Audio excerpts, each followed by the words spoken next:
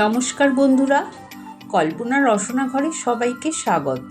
সামনেই জামাই ষষ্ঠী, তাই তোমাদের সাথে আজকে জামাই ষষ্ঠী স্পেশাল থালি শেয়ার করব। এই থালিতে কয়েকটা সহজ রেসিপি আছে। সেই রেসিপিগুলো হলো বাসন্তী পোলাও, মাটন কষা আর ডাব ইলিশ। আমি পোলাওয়ের জন্য 1 কিলো গোবিন্দভোগ চাল নিয়েছি। চালটাকে ভেজা সুতির কাপড় দিয়ে খুব ভালো করে মুছে পরিষ্কার করে নিয়েছি। পোলাওয়ের চালে আমি 1/2 চামচ হলুদ গুঁড়ো দিয়ে দিলাম, 50 গ্রাম মতন ঘি দিয়ে তারপরে চালটাকে খুব ভালো করে মেখে নেব। একটা ভাজা মশলা তৈরি করেছি। গরম মশলার সঙ্গে রয়েছে সাজিরে, সামরিচ, জায়ফল আর জয়িত্রী অল্প করে দিয়েছি। শুকনো খোলায় ভেজে মশলাটা গুঁড়ো করে নিয়েছি। এই পোলাওয়ের মশলাটাই 2 চামচ আমি চালের মধ্যে দিয়ে ভালো করে মিশিয়ে ঢাকা দিয়ে রেখে দিলাম। এবার মাটনটা ম্যারিনেট করে নেব। 750 গ্রাম মাটন নিয়েছি, বেশ চর্বি সহ বড় বড় পিস করেই কাটা আছে, ধুয়ে পরিষ্কার করে নিয়েছি। মাটনের মধ্যে দিয়ে দিলাম স্বাদ অনুযায়ী নুন, 1/2 চামচ দিলাম হলুদ গুঁড়ো, 1 চামচ সমান করে লাল লঙ্কার গুঁড়ো, 1 চামচ জিরে গুঁড়ো, 1 চামচ ধনে গুঁড়ো, 1 চামচ কাঁচা পেঁপে বাটা দিলাম। যেহেতু মাংসটা আমি আজকে কড়াইতে বানাবো, তাই কাঁচা পেঁপে বাটা দিলে মাংসটা কিন্তু খুব তাড়াতাড়ি গলে যায়। 2 চামচ মতন আদা রসুন বাটা দিলাম আর 1/2 চামচ কাঁচা লঙ্কা বাটা দিলাম। 100 গ্রাম মতন টক দই ফেটিয়ে দিয়ে দিলাম। আর পেঁয়াজের বেরেস্তা আমি আগেই করে রেখেছি, 4টে মিডিয়াম সাইজের পেঁয়াজের বেরেস্তা করেছি। এই রান্নাটা আমি পেঁয়াজের বেরেস্তা দিয়েই বানাবো। আর দিয়ে দিলাম পেঁয়াজের বেরেস্তার 1 হাতা তেল। এই সব কিছু দিয়ে মাটন খুব ভালো করে ম্যারিনেট করে রেখে দেব। সময় থাকলে তোমরা ওভারনাইটও কিন্তু রাখতে পারো। আমি ঘন্টাখানেক রেখে তারপরে রান্নাটা করব। ইলিশ মাছ নিয়েছি 8 পিস। মাছগুলোর ভেতরে কিন্তু বেশ ডিম আছে। মাছগুলো ধুয়ে পরিষ্কার করে এই মাছগুলোকেও আমি ম্যারিনেট করে রেখে দেব।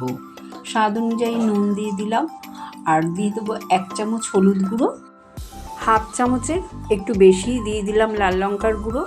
ঝালটা তোমরা তোমাদের পছন্দ মতন দেবে। আর ডাব নারকেলের যে শাঁসটা হয় সেটা আমি মিক্সিং জারে পেস্ট করে দিয়ে দিলাম।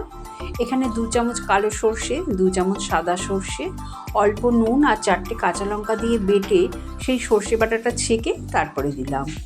আর এখানে 4 চামচ টক দই ফেটিয়ে রেখেছিলাম দিয়ে দিলাম।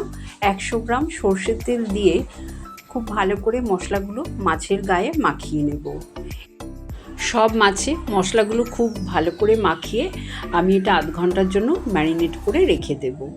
এতে মাছের গায়ে মশলাগুলোও ঢুকবে আর রান্নাটা কিন্তু খুব টেস্টি হবে।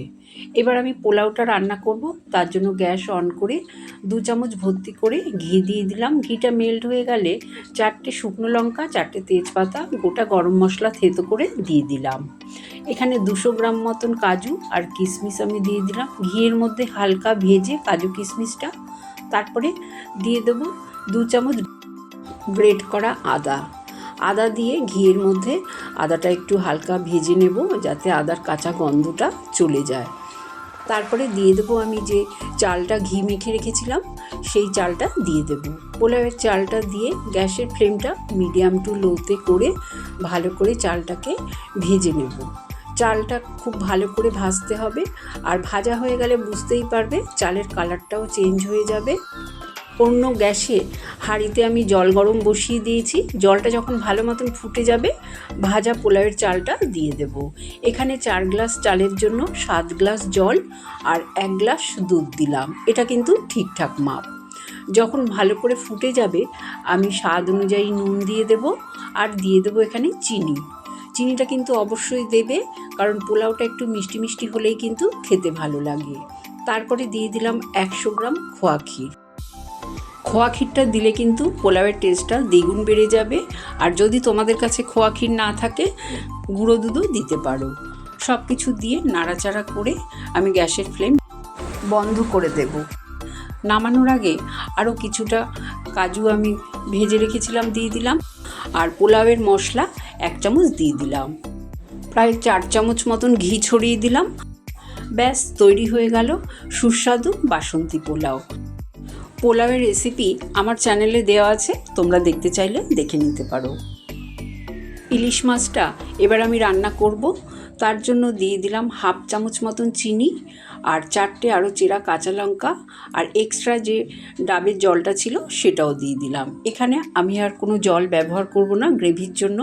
গ্যাস অন করে বসিয়ে দিলাম। প্রথম দিকে হাই ফ্লেমে 2-3 মিনিট রেখে দেব।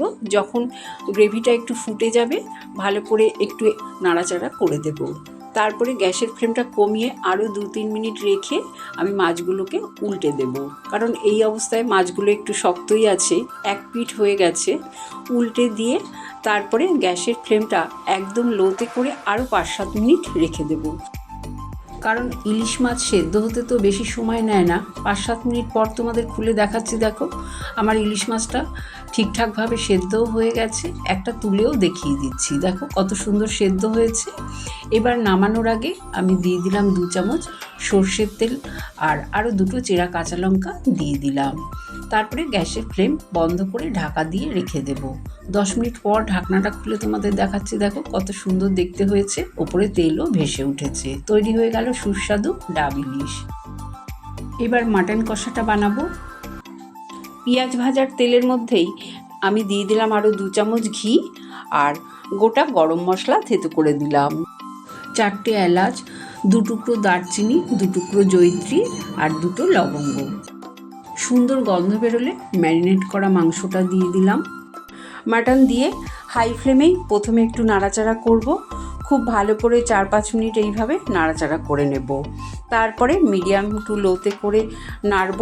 তারপরে ঢাকা দিয়ে 15-20 মিনিট রেখে দেব, আর মাঝে মাঝে ঢাকনাটা খুলে নেড়ে দেব যাতে মাংসটা তলায় না লেগে যায়। তোমাদের প্রায় 20 মিনিট পর আমি ঢাকনাটা খুলে দেখাচ্ছি। দেখো মাটনের মধ্যে আমি দই, আদা, রসুন, পেঁয়াজ সব দিয়েছিলাম, তার জন্য কিন্তু জল বেরিয়েছে।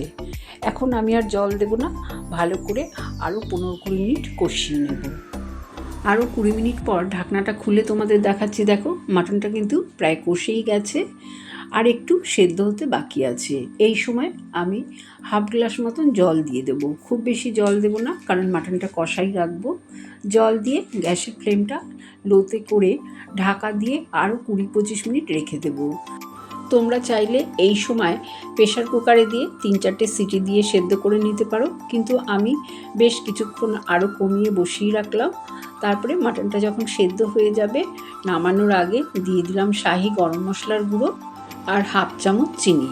চিনিটা অবশ্যই দেবে, স্বাদটাকে ব্যালেন্স করে।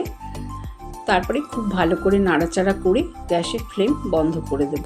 তৈরি হয়ে গেল সুস্বাদু মাটন কষা। আমি বেগুনিও ভেজে নিলাম, কারণ বেগুনি ভাজা দেখাতে গেলে ভিডিওটা অনেক বড় হয়ে যাবে। আর চাটনির রেসিপিও তোমাদের সাথে এর আগে শেয়ার করেছি। দেখো এবার তোমাদের থালিটা সাজিয়ে দেখিয়ে দিচ্ছি। বাসন্তী পোলাও দিলাম, সঙ্গে লেবু, লঙ্কা, স্যালাড তো দিতেই হবে। আর বেগুনি ছাড়া কিন্তু পোলাও খেতে ভালো লাগে না। আমাদের বাড়িতে ফ্রাইড রাইস বা পোলাও হলে একটু বেগুনি ভাজতেই হয়। বেগুনি দিয়ে দিলাম, সঙ্গে দিয়ে দিলাম ডাব ইলিশ আর মাটন কষা। এছাড়া চাটনিও করেছিলাম। এখানে খেজুর, আমসত্ত্ব, টমেটো দিয়ে চাটনি বানিয়েছি, দিয়ে দিলাম। আর শেষ পাতে টক দই রেখেছি। জামাই ষষ্ঠীর স্পেশাল লাঞ্চ থালি তোমাদের কেমন লাগলো? যদি ভালো লাগে কমেন্ট করে জানিও। চ্যানেলটাকে লাইক, শেয়ার করো। নতুন বন্ধু হয়ে থাকলে সাবস্ক্রাইব করো। সুস্থ থেকো, ভালো থেকো। ধন্যবাদ।